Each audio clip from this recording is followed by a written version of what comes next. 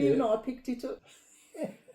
제가 영국에 오기 전에 영국에서 찍을 영상 중에 게시물로 여러분들이 무슨 영상을 가장 보고 싶어 하는지 물어봤잖아요. 영국 사람들이 한국에 대한 어떻게 생각하는지가 가장 궁금했다고 하셨잖아요. 그래서 오늘 영국인 부모님 모시고 솔직하게 한국에 대한 어떻게 생각하는지 질문을 물어보겠습니다. 자, 시작할까요?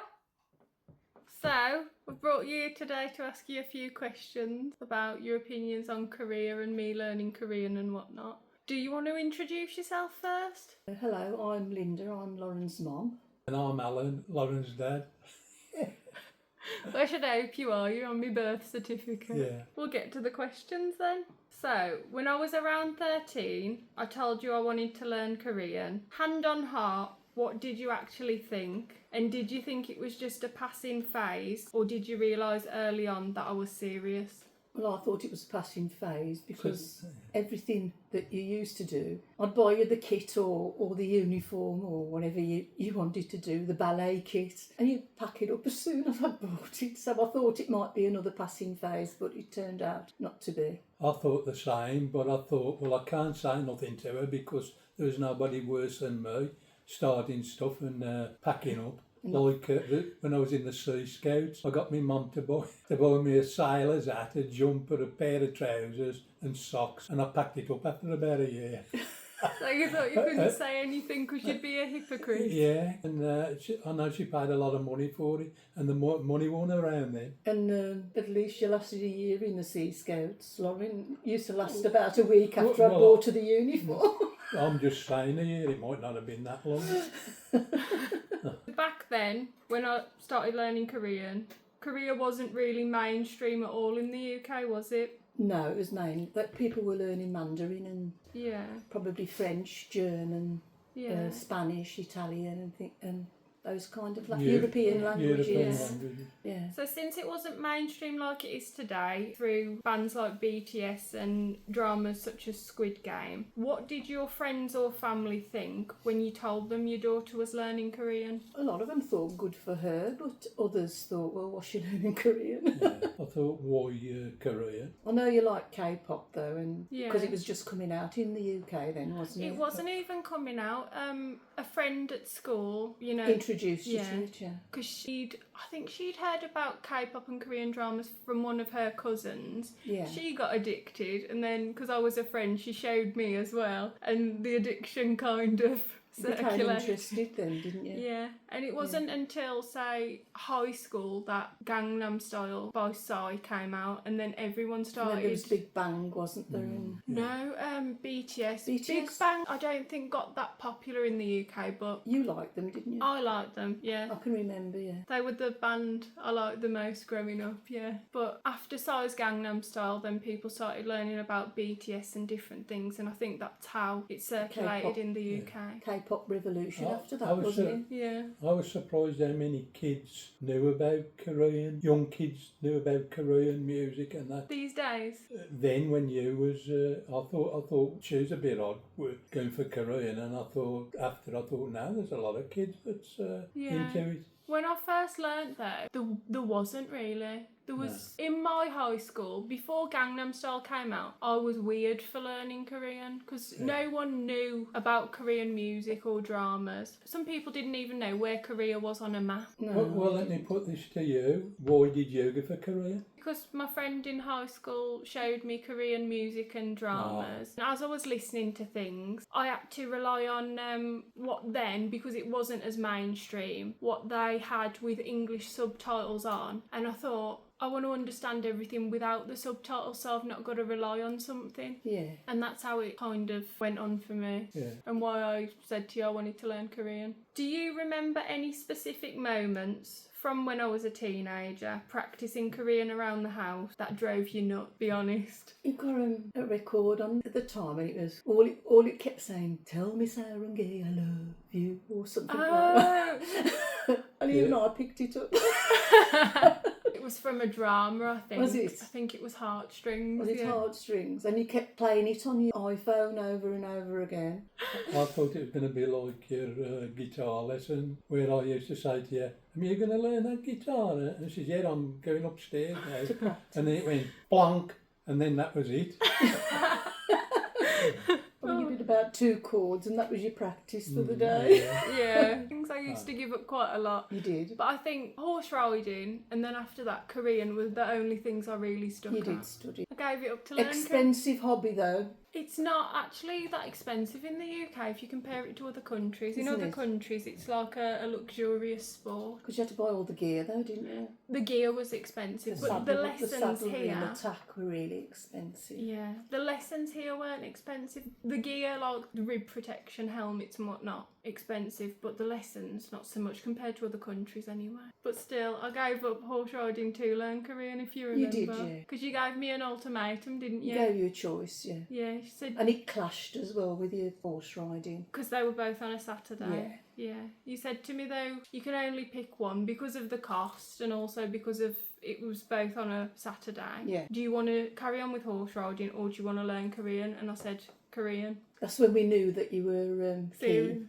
When you were serious, yeah. When you gave up your horse riding, yeah. Since I moved to Germany in my early 20s, before finally moving to Korea recently, did you always think I'd end up in Korea somehow, or did you think I'd settle elsewhere? I don't know, really. I thought you might settle in Germany or Yeah. come back home. Same here. I didn't think that you go to Korea to live. I know you're married to a Korean, but it was he really wanted to go home, didn't he? Because he hadn't lived at home for a long time, Yeah. and we understand that as well. Yeah, well, he'd lived abroad longer than he'd lived in his own country in Korea. Yeah, so we can Um, understand that. Yeah, he'd been out of the country since middle school, so I think he just wanted a sense of home. He could only really see his parents when he went back for holidays, which I'm doing now, and it's not easy. No, it's but not. he'd been doing that since he was a teen, and I think he just wanted to speak his own language because he'd always been in like an English or when we were in Germany, a German-speaking environment. So I think he just wanted to completely understand everything. I thought you'd stop in Germany, and I was glad at the time because it was more safe over here. But Germany's got as bad as Britain now, Yeah. so I was glad really you moved on to Korea.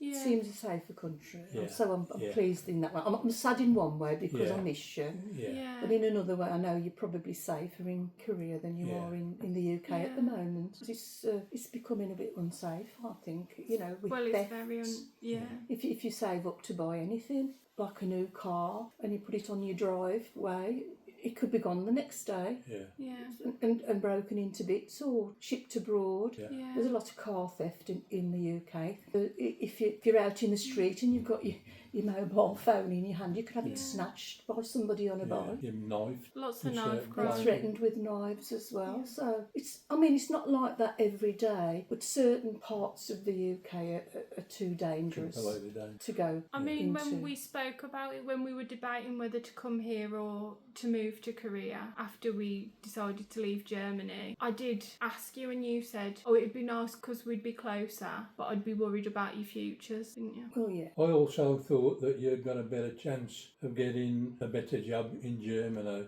with higher pay Yeah. than here. Which you That did, is didn't true, you? Which yeah. you Yeah. did, yeah. That but is very true. you know, I think you've done the right thing. I miss you, I miss you too. and I could do with seeing you a bit more often, but it's the distance, isn't it? It is. Yeah. It's because we're old as well. We're getting on, and you know, life's getting shorter for us. Yeah. But still, you know, as long as you're happy, that's all we're bothered about. Yeah. Thank And we you. like you and his family, so So you feel I'm in safe hands? I do, yeah. I don't worry about you so much as I used to.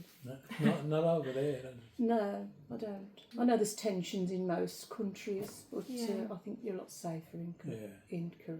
How did it feel as a parent watching me become fluent in a language that you'd spent years driving me to private classes for and helping me with flashcards? Very proud. We knew you got the gift of languages though, because you was pretty good at French at school, weren't you? Yeah. So you must have I mean, Talent? good A talent talent- for yeah, linguists. a Talent for talent for- linguists. linguistics, for, the languages. the language. I've thought about it as well, and I think it's less talent, and with Korean anyway, I think it was more that I was actually interested in learning it, and I think if you're interested in anything, you go for it more. And Yeah. also, I think it's funny that when I was little, Mum used to go through different things with me. One was art, like making potato stamps and whatnot in the garden, and another one was languages, because you said I could count to 3 languages. 3 languages. By the age of 3, you could count count. to 10, wasn't it? Yeah. Yeah. French, German and English, only. Yeah, by the age of 3, yeah. Yeah. And you could read before you went to school and write as well. So, Well, we had Letterland, didn't we? What's Can you that remember for anyone? Letterland? Robber Red, about the witch and all different things. I thought that was funny though, when you went out one day with Wendy, I forget who was the partner. I think it was Anne and Elaine. Yeah, they went out with him and, it was Elaine. And Elaine took her grandkids and Elaine said to you, can you count to 10, Lauren? And you said, in what language? She was only little, wasn't she? Yeah. What did she say to that? She was amazed, and Well, you did it. Wendy said, why can't your grandkids? Just bloody can't.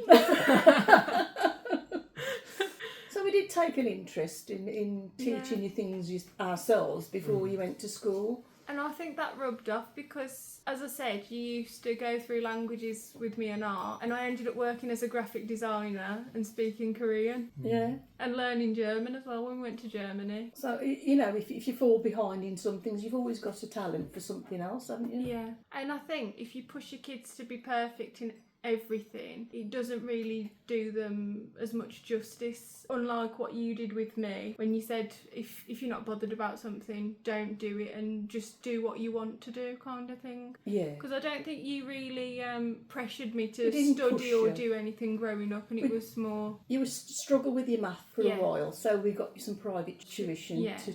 to learn math easier than they were Yeah. teaching you at school, because Yet it was the same teachers that was teaching you at the they school were you went to. giving private tuition, weren't they? Yeah. Yeah. How does it make you feel knowing that I can live my daily life in Korea with total ease now, all thanks to you listening to my childhood wish of wanting to learn Korean and supporting me with private tuition? And I'm very proud of it, to be honest, because I don't know anybody else in England that can speak Korean fluently.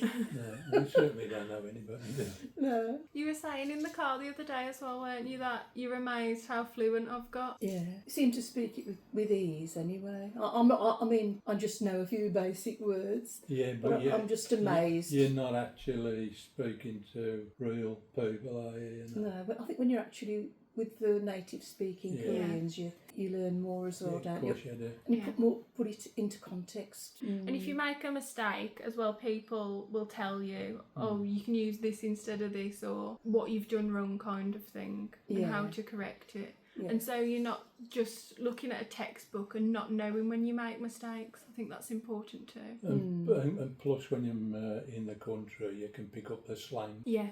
which you own out of books. It's a dialect, really, more than anything else, isn't Yeah. it? But if you've got a neutral dialect, you can more or less live anywhere, can't you? I think you can, yeah. And what you said with slang as well, I feel like you can pick up a lot of that depending on what you watch, actually, but through dramas, films, and whatnot as well. Yeah, but you've got to have somebody to explain what the slang is. If you already have somewhat of a grip of the language, it's just picking up words. But it's the same with English. I mean, it's my mother tongue, but sometimes I'll hear or see a word I don't know, Yeah. look up the context, and then it's like Yeah. added to your mental dictionary, isn't it? Yeah. So it's a similar concept. And some words you don't use on an everyday basis, do you? No. You know, there's like official words, non-official words, Yeah. and that type of thing, you know. But Especially with us, if we use Black Country dialect. nobody can understand us then, can No.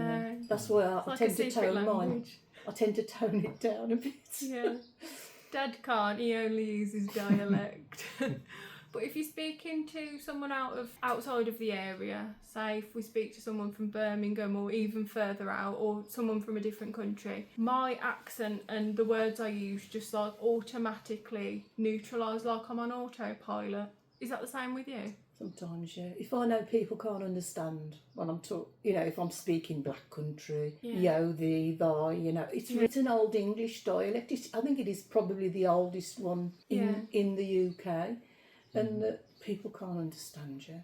So you've just got to. You can talk about things amongst yourselves if they're from the Black Country. Because it's Anglo-Saxon. It's an old Anglo-Saxon language which is mixed with like German and French and all the other things, I think that's why our words in the Black Country dialect are so different from regular English, aren't they? They are, yeah. I mean, Scottish as well, that's another dialect, isn't it? And you've got the Geordie accent, which is from up north, Liverpool, Liverpudlian accent. Even we can't understand Liverpudlians, or it's a struggle, isn't it? It is a struggle, and sometimes a Scottish accent as well. And you go to some parts of Wales, and if they think you're English, they'll speak Welsh. That is true, yeah. We've experienced that quite a few times.